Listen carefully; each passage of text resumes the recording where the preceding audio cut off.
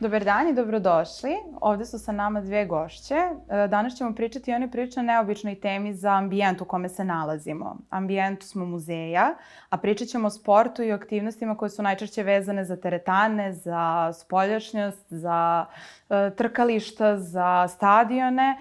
A u muzeju smo zato što se ovde nalazi dela Steve Todorovića, inače veoma važna ličnost i slikara iz naše države, koji je takođe prvi uveo fizičko vaspitanje u naše škole.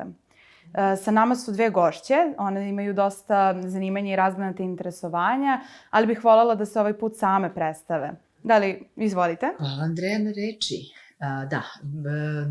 Nadam se da ćemo da pričamo svako iz svog ugla, a opet da bude korisno za vas koji nas slušate, s obzirom da je tema nešto što ne možemo da zaobiđemo, koliko god nam se činilo da nismo mi možda baš taj tip, imamo mi sad neka potpuno drugačija interesovanja, ali ajde dajte nam šansu da vas ja kao psiholog, psihoterapeut i moja draga koleginica, prijateljica, trener Maja Dimitrijević razuverimo u to da ovo nije vaša tema. Znači, to bi bio neki moj intimni cilj ovog našeg razgovora, da shvatimo zašto je ovo bitno za sve nas. Dakle, moje ime je Kristina Brajević-Car, psiholog, psihoterapeut. Daću reč mojoj sagovornici. Ja sam Maja Dimitrijević, bila sam nekad profesionalni sportista, u stvari sam završila ekonomski fakultet, smer marketing. Vlasnik sam fitness studija, trenera i sa Majom i to svoje znanje iz marketinga sad primenjujem kod sebe, pošto sam i preduzetnik. Trener sam, savjetnik za ishranu, radim sa ženama, rekreativcima, tako da lepa Odakle tema. da krenemo? Krenemo. Ja sam zato i rekla da se nadam da ćete shvatiti da ovo nije pogrešna tema za vas, a sad vidimo, evo Andreja, šta to želi da nas pita da bismo uspeli u tom našem poduhvatu. Prvo ćemo krenuti od jednog zanimljivog pitanja. To je, da li postoji pogrešan razlog da se neko bavi sportom? Sportom ili fizičkom aktivnošću. Što se tiče sporta, ono što često vidimo, i ja kao psiholog moram da primetim, jeste da možda roditelji su pre nego sama deca ti koji imaju pogrešne razlike. I zaista, u profesionalnom sportu stvarno može da se nađe ta dimenzija gde roditelji koji sami nisu bili sportisti ne razumeju šta to sport podrazumeva i onda pokazuju neke pogrešne motive ili pogrešne vaspitne pristupe. A što se tiče fizičke aktivnosti, tu bi zaista moralo da sednemo onako ozbiljno, da razmislimo i da prođemo slučaj do slučaja da vidimo šta bi to moglo da bude pogrešno. Svakako da ljudi preteruju. Neki ljudi preteruju, ali opet i to preterivanje kad je fizička aktivnost u pitanju ne može najčešće da nam nauti. Možda grešim.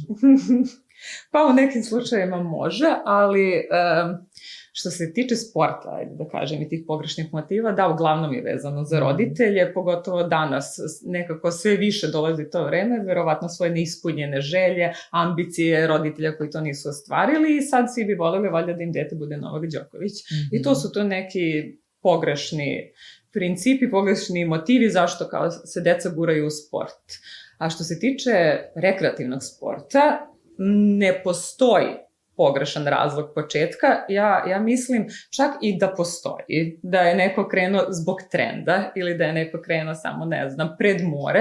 Nema veze, to ga je uvelo u salu i ja se nadam da će taj trener nečiji tu osobu i zadržati. Tako da i da je pogrešan motiv ulaska, može to da se preorijentiše i samo da se ostane u fizičkoj aktivnosti. Šta možda bude pogrešan motiv? Sad razmišljam dok pričamo ljubavne jadi. Ostavio me zato što sam pasivna ili ostavila me je zato što nisam trenirao. Pa tako krenemo od toga. To je nešto što često čujemo ili ne čujemo, ne izgovore ljudi ili kažu sebi. Sad ću pokazati svima. Znači drugi, da li je to pogrešan motiv? Zbog drugih hoću da kažem. Ja mislim da nije. Nije ni to. Nije. Znači, trening je definitivno lek. Kod tih ostavljanja upadaju ljudi u neke depresije i tako dalje. Žele onda možda da budu nikad lepša, nikad bolja. Zbog toga uđe u teretanu, ali ja sam sigurna da je fizička aktivnost lek za depresiju. Ne znam šta bi ti rekla na tu temu. Definitivno da jeste zbog toga što nam stabilizuje, malo nam izbalansira emotivnost. I kada krenemo da vežbamo i kada se koncentrišemo na telo, aktiviramo u stvari one delove našeg korteksa koji su odgovorni za više kognitivne funkcije. Znači dobra koncentracija, fokus, brojanje, ponavljanje, vodimo računa da se ne povredimo. Tako da u tom smislu nisu nam onda aktivni oni delovi našeg nervnog sistema koji su odgovorni za naše emocije, za ono što kažemo prepustiš se emocijama, potoneš u emocije ili kako god to simbolično zvali. Da.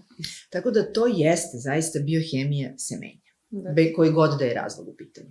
I sigurno je jedan od prvih rezultata pozitivnih koji oseti početnik kada dođe na trening, da li je došla ili došao umoran, neraspoložen, sigurno izlazi sa boljom energijom, 100%, ali tako? Posle treninga, zadovoljstvo sobom. koliko god da smo umorni, nakon treninga više nismo, da. Dobili smo neki nalet energije koju posle možemo da iskoristimo za sve što radimo posle. I poverenje u sebe. Koliko smo došli skrhkani, bez energije, bezvoljni, odjednom vidimo da podsjeti nas naše telo šta sve u stvari možemo. Što tako taj naš ophrvani brigama i problemima mozak zaboravlja s vremena vremena. Onda telo počne da pokazuje, u stvari demonstrira veštine koje imamo, ali su zaključene. Zaključene, tada ih otključamo i prenosimo na sve. I lepo se osjećamo. Da. Nije potpuno bez razloga, ovog što sam malo prespomenula za više kognitivne funkcije, zaista pomaže. Dakle, imamo taj transfer sa telesne aktivnosti na ovo što su nam druge intelektualne potrebe i zadaci.